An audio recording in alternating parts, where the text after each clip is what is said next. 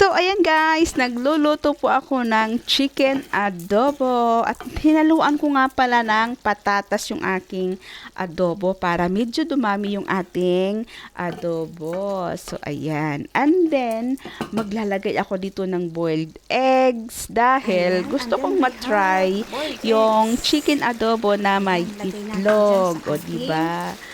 Nangitlog yung ating chicken ngayon.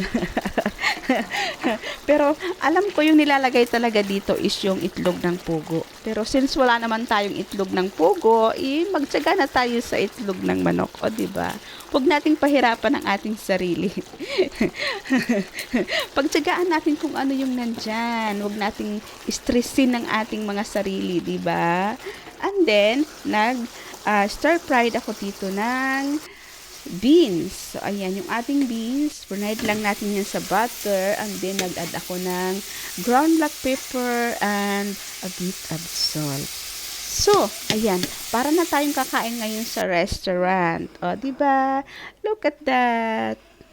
Yummy, yummy. So, that's it. Bye. Thank you for watching.